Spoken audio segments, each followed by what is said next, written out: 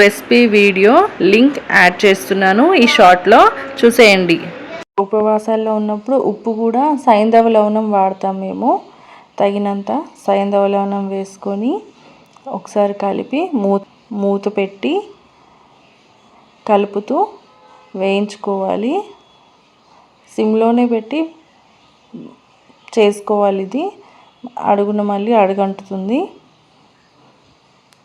తర్వాత లాస్ట్కి పైనుంచి కొద్దిగా నిమ్మరసం వేసి ఒకసారి కలుపుకొని మూత పెట్టి ఒక 5 నిమిషాల పాటు వేగనివ్వాలి.